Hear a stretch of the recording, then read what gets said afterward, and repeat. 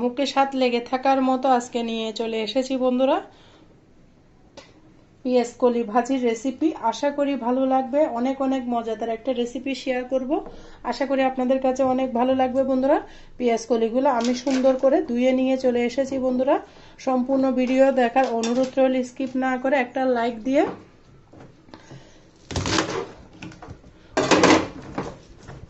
বন্ধুরা পেঁয়াজ কলিগুলোকে আমি সুন্দর করে কেটে নিব। ছোট ছোট করে, বেশি বড় করলে খেতে ভালো লাগবে না, তাই আমি ছোট ছোট করে কেটে নিব।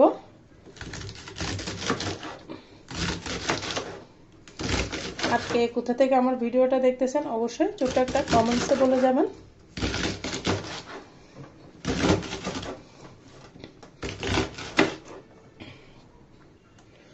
পেঁয়াজ কলিগুলোকে আমি সুন্দর করে ধুয়ে নিয়েছি বন্ধুরা। পেঁয়াজ কলির ক্ষেত্রে অবশ্যই ধুয়ে নেবেন। ধুয়ে না নিলে পেঁয়াজের যে একটা ঝাঁঝালো একটা ঘ্রাণ থাকে সেটা কিন্তু নষ্ট হয়ে যাবে। তাই অবশ্যই পেঁয়াজ কলি রান্নার ক্ষেত্রে অবশ্যই ধুয়ে নেবেন। দেখতে পারতেছেন আমি ছোট ছোট কাট দিয়ে কেটে নিচ্ছি।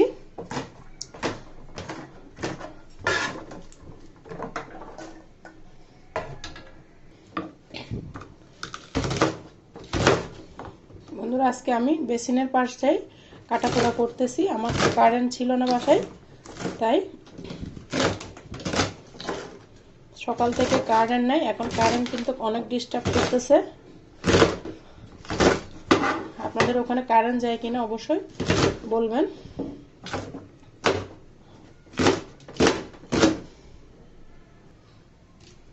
এই পর্যায়ে একটা আলু কাট করে নিব।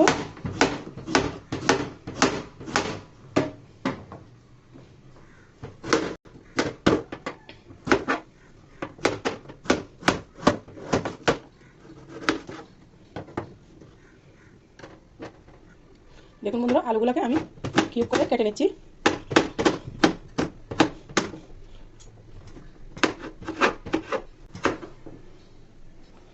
আলুগুলো আমি কেটে নিয়েছি। এই পর্যায়ে আমি ফুটিয়ে নিচ্ছি।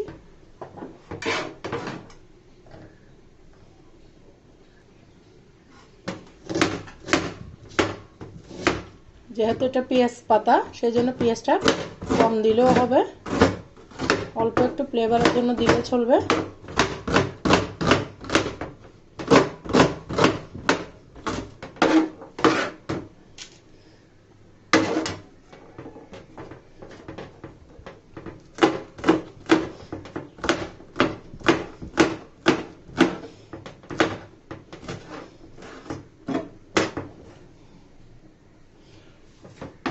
আমি বেশ কিছু কাঁচামরিচ দিচ্ছি, কারণ পেঁয়াজ কলি কিন্তু অনেক মিষ্টি, সেই জন্য মিষ্টি মিষ্টি হয়, তার জন্য আমি ঝালটা বাড়িয়ে দিয়েছি। অবশ্যই রসুন কুচি দিবেন।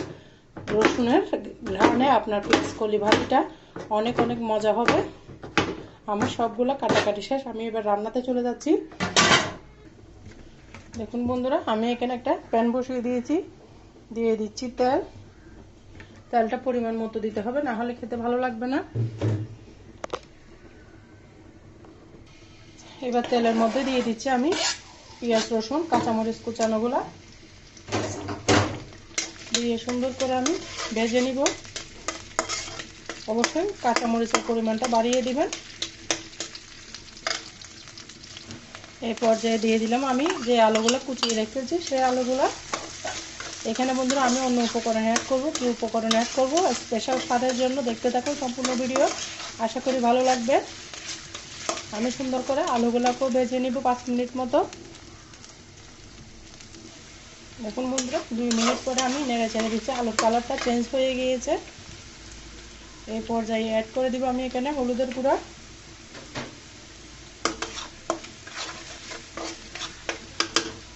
তারপর দিব স্বাদ মতো লবণ,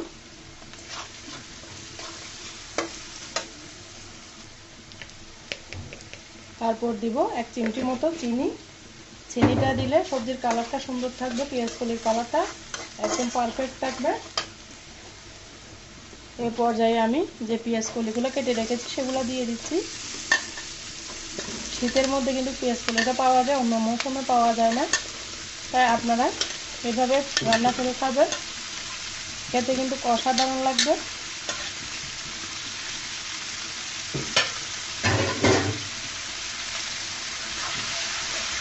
নেড়ে চেড়ে দিচ্ছি।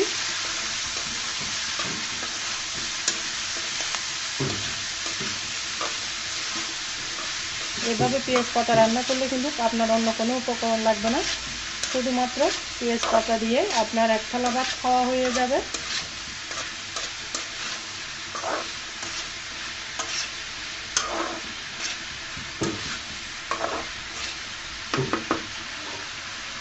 ঢাকনা দিয়ে রেখে দিলাম, 5 মিনিট পরে ফিরে আসতেছি বন্ধুরা। এই চুলার মধ্যে আমি একটা ডিম ঝুড়া করে নেব, তার জন্য বসিয়ে দিয়েছি একটা কড়াই। এখানে পেঁয়াজ কলি ভাজির ক্ষেত্রে ডিমটা অবশ্যই দিবেন, ডিমটা দিলে খেতে কিন্তু অসাধারণ লাগবে। আমি সেজন্য একটা প্যান বসিয়ে দিয়েছি। এখানে তেলটা গরম হয়ে গিয়েছে, এই পর্যায়ে আমি একটা ডিম ভেঙে দিয়ে দিচ্ছি। সামান্য একটু দিলাম লবণ।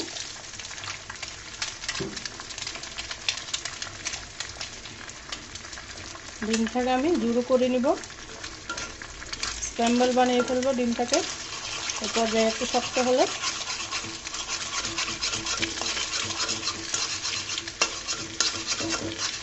একদম ছোটো ছোটো করে কাট দিয়ে দিব। আমি পেঁয়াজ কলিটা কিন্তু অপর চুলে বসিয়ে দিয়েছি।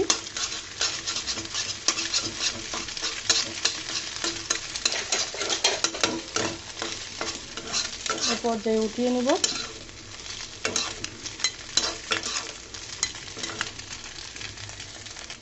উঠিয়ে নিলাম।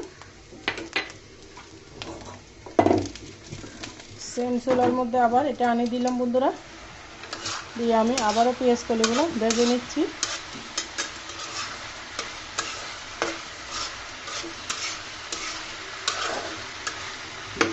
ঢাকনা দিয়ে রেখে দিলাম বন্ধুরা, আমি আবারও নেড়ে চেড়ে দিচ্ছি। এই পর্যায়ে কিন্তু চুলার আগুনটা কমিয়ে দিতে হবে।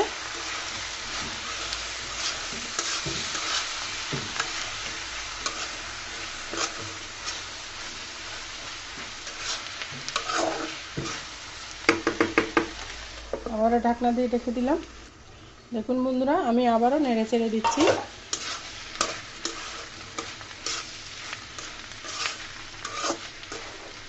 এই পর্যায়ে যে ডিমটা স্ক্র্যাম্বল করে রেখেছি সেটা দিয়ে দিলাম, দিয়ে আমি আবারও নেড়ে চেড়ে দিচ্ছি।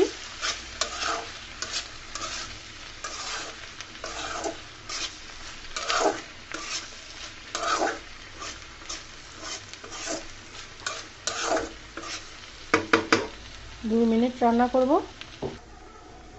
এই পর্যায়ে আমার রান্নাটা রেডি হয়ে গেছে, দিয়ে দিলাম বেশ কিছু ধনেপাতা,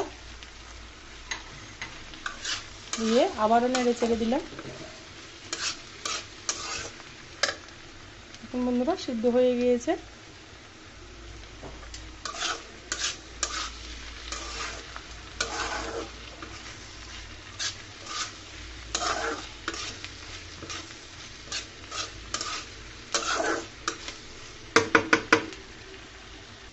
কেমন হয়েছে বন্ধুরা আমার পেঁয়াজ কলিটা, অবশ্যই ছোট্ট একটা কমেন্টসে বলবেন। অনেক অনেক মজাদার গরম ভাতের সাথে এরকম একটা ভাজি থাকলে রুটি পরোটার সাথে একদম জমে যাবে। এতটা মজা, এতটা টেস্টি, অনেক অনেক লোভনীয় একটা রেসিপি শেয়ার করেছি। আশা করি ভালো লেগেছে। ভালো লাগলে লাইক কমেন্ট শেয়ার করতে ভুলবেন না বন্ধুরা। এতক্ষণ পর্যন্ত যারা আমার ভিডিও জুড়ে ছিলেন সবাইকে অসংখ্য ধন্যবাদ। অনেক অনেক ভালোবাসা, সবার জন্য শুভকামনা দোয়া রইল বন্ধুরা। আজকের মতো আমি এখানে বিদায় নিচ্ছি। সবাই ভালো থাকবেন, সুস্থ থাকবেন, আমার জন্য আমার পরিবারের জন্য দোয়া করবেন। আল্লাহ হাফেজ। আসসালামু আলাইকুম রহমতুল্লাহ ওয়া বারাকাতুহু।